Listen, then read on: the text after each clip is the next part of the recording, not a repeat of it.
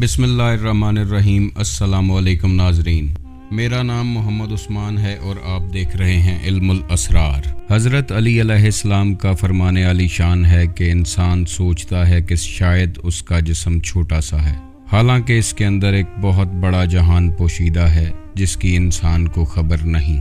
मन अरफ़ नफ्सहू फ़क़द अरफ़ रब्बहू, जिसने अपने नफ्स को पहचान लिया उसने अपने रब को पहचान लिया। अल्लाह ने इंसान को एहसान तकवीम पर खलक फरमाया। इंसान अल्लाह का एक शाहकार है, तो ऐसी कौन सी ताकतें हैं जो इंसान के अंदर पोशीदा रखी गई हैं। एक जगह हदीस कुदसी में अल्लाह ताला फरमाता है कि इंसान मेरा राज है और मैं इंसान का राज हूँ। अगर फरिश्ते इबादत के लिए काफ़ी थे तो फिर इंसान को बनाने की आखिर क्या ज़रूरत थी। अगर इंसान अल्लाह का राज है तो फिर इस इंसान में भी बहुत से राज पोशीदा हैं।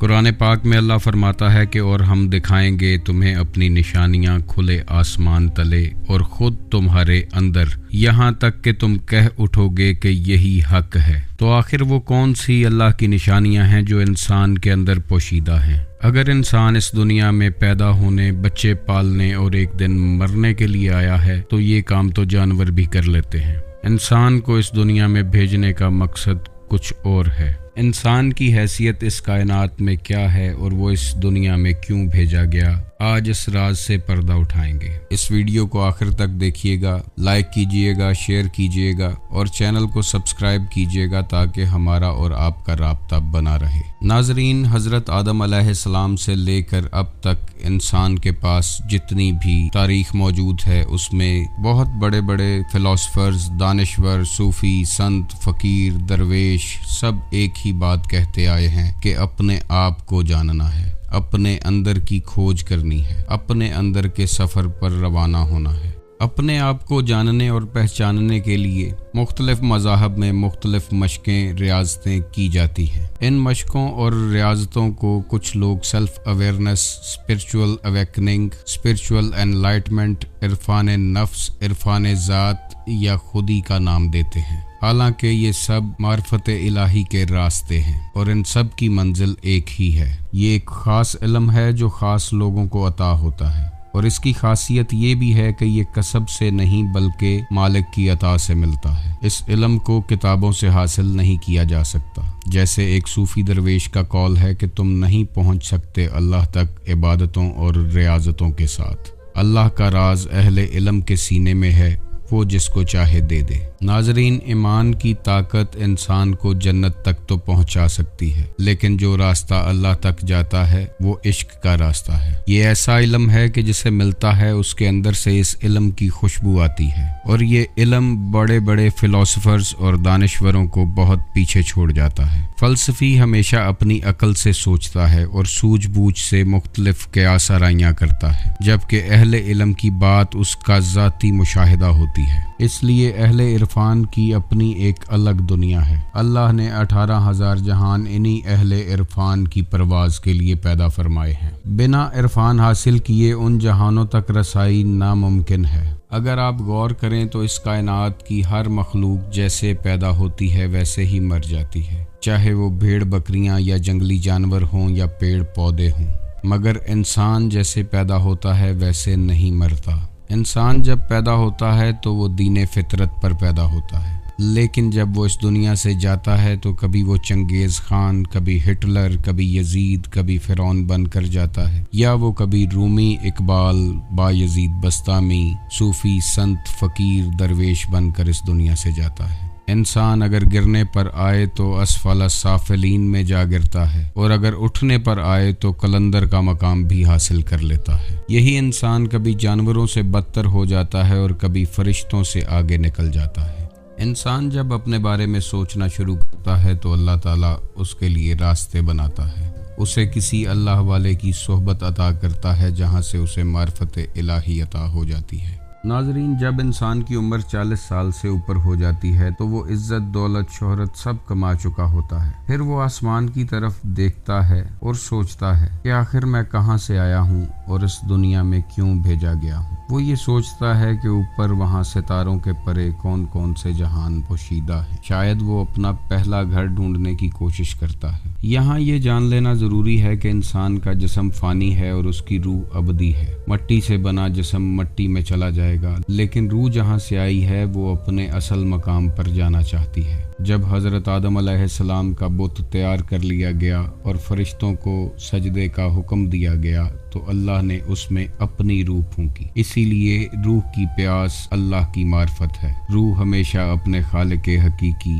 کے پاس جانا چاہتی ہے، لیکن انسان کا سارا دھیان اس کے ظاہری جسم پر ہے۔ انسان اپنے ظاہری جسم کی خوراک کا بندوبست کرنے میں لگا رہتا ہے، لیکن روح ایک دن تڑپ تڑپ کر بیمار ہو جاتی ہے۔ اسی لیے قرآن پاک میں ایک جگہ پر انسان کو ظالم اور جاہل کہا گیا ہے۔ یہ اسی لیے ظالم اور جاہل ہے کہ اپنی روح پر ظلم کرتا ہے اور اسے خالق حقیقی تک پہنچنے نہیں دیتا۔ انسان کی روح جب بیمار ہوتی ہے تو وہ بے قرار رہنے لگتا ہے، اور یہ بے قراری ایسی ہے جسے میڈیکل سائنس میں اینگزائٹی، ہائپر ٹینشن اور ڈپریشن کا نام دیا جاتا ہے۔ ایسی صورتحال میں انسان جسم کے علاج میں لگا رہتا ہے اور ڈاکٹرز اور سائیکیٹرسٹس کے پاس جا جا کر ایک دن تھک جاتا ہے، لیکن وہ یہ نہیں سوچتا کہ اس کی روح اس کی توجہ چاہتی ہے۔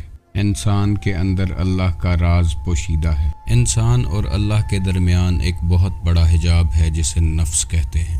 اگر نفس کا پردہ درمیان سے ہٹ جائے تو انسان اپنے اللہ کو پہچان لیتا ہے۔ اگر کسی کے دل میں یہ خیال آ جائے کہ اسے اپنی کھوج کرنی ہے، اپنے اندر کا سفر کرنا ہے، تو سمجھ لیں کہ اس پہ اللہ مہربان ہو گیا ہے جس نے اسے اس کھوج میں لگا دیا ہے۔ یہ کھوج ہر کسی کے دل میں پیدا نہیں ہوتی، اور جس کے دل میں پیدا ہو جائے، جس کو اللہ کی لگن لگ جائے، وہ اس پزل کو ایک دن سالو کر ہی لیتا ہے اور بارگاہ الہی تک پہنچ جاتا ہے۔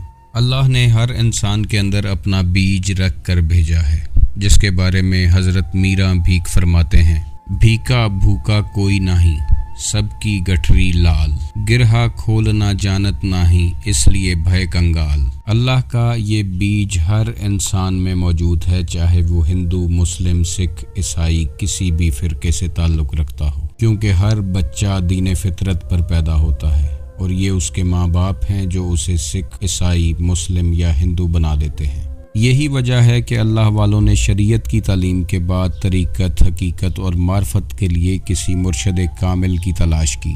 مرشد اس بیج کے لیے ایک خاص زمین تیار کرتا ہے اور آہستہ آہستہ اس کی آبیاری کرنی شروع کرتا ہے، اور ایک دن وہ بیج کومپل کی صورت میں پھوٹ پڑتا ہے۔ یہ بیج جب پھوٹتا ہے تو آہستہ آہستہ وقت گزرنے کے ساتھ ساتھ ایک تناور درخت بن جاتا ہے، جس کے بارے میں سخی سلطان باہو فرماتے ہیں: الف اللہ چمبے دی بوٹی، مرشد من وچ لائی ہو، نفی اسبات دا پانی ملیا، ہر رگے ہر جائی ہو، اندر بوٹی مشک مچایا، جان پھلنتے آئی ہو، جیوے مرشد کامل باہو، جیں اے بوٹی لائی ہو۔ ناظرین، سوچنے کی بات یہ ہے کہ اگر عبادت کے لیے انسان کو پیدا کیا ہوتا تو کیا انسان کی جرت ہے کہ وہ عبادت نہ کرتا؟ حدیث قدسی میں اللہ فرماتا ہے کہ میں ایک چھپا ہوا خزانہ تھا اور میں نے چاہا کہ پہچانا جاؤں۔ انسان کو اس نے اپنی پہچان کے لیے خلق فرمایا ہے، اور جو لوگ اسے پہچان لیتے ہیں وہی لا خوفن ہو جاتے ہیں۔ انہیں کسی کا ڈر یا خوف نہیں رہتا، چاہے وہ موت ہی کیوں نہ ہو۔ وہ موتو قبلہ انتا موتو کے مصداق ہوتے ہیں، مرنے سے پہلے مر جاتے ہیں، اور موت انہیں ایک خوبصورت چیز دکھائی دیتی ہے۔ وہ جان جاتے ہیں کہ انہیں اس جسم کی قید سے آزاد ہونا ہے۔ وہ اس حقیقت تک پہنچ جاتے ہیں کہ جو روح دکھائی نہیں دیتی وہ ان کی اصل ہے، اور یہ جسم جو دکھائی دے رہا ہے یہ اصل نہیں ہے، یہ مٹی سے بنا ہے اور ایک دن مٹی میں ہی چلا جائے گا۔ انسان کے اندر اللہ کا بہت بڑا راز ہے، جو راز عرفان ذات سے کھلتا ہے۔ یہی وجہ ہے کہ جو خود کو پہچان جائے وہ اپنے رب کو پہچان لیتا ہے۔ اللہ کی پہچان اس کی نشانیوں سے ہوتی ہے، اور انسان کے اندر اللہ کی بے پناہ نشانیاں پوشیدہ ہیں۔ اللہ انسان کی شاہ رگ سے بھی زیادہ نزدیک ہے۔ انسان کو صرف اپنی شاہ رگ تک پہنچنا ہے، لیکن یہ بات بھی طے ہے کہ بنا رہنمائی کے انسان اپنی شاہ رگ تک نہیں پہنچ سکتا۔ اس کے لیے کسی اللہ والے کی رہنمائی ضروری ہے۔ انسان کا سفر نفس امارہ سے نفس مطمئنہ تک ہے۔ जो लोग ये सफ़र तय कर लेते हैं वही मुतमईन हो जाते हैं और उन्हें ही अल्लाह इत्मीनान की दौलत से सरफराज फरमाता है। दीन के तमाम बड़े रुकन नमाज, रोज़ा, हज, ज़कात प्रैक्टिस हैं, रास्ता हैं, लेकिन मंजिल नहीं है। मंजिल कुछ और है और बिना किसी गाइड के आप उस मंजिल तक पहुंचने की कोशिश करेंगे तो भटकते रहेंगे। किसी अल्लाह वाले की सोहबत में बैठेंगे तो अल्लाह का राज पा जाएंगे और इस दुनिया में जिस काम के लिए आए हैं वो काम मुकम्मल हो जाएगा। जो लोग मार्फत इलाही के मुतलाशी हैं वो ज़रूर कमेंट में अपनी राय पेश करें। वीडियो पसंद आए तो इसे लाइक और शेयर कीजिएगा और चैनल को सब्सक्राइब कीजिएगा। अल्लाह ताला आपको अपनी मार्फत का रास्ता अता फरमाए और आपके घरों में सुकून और इत्मीनान नाज़िल फरमाए। आप खुश रहें, आबाद रहें। अल्लाह हाफिज़।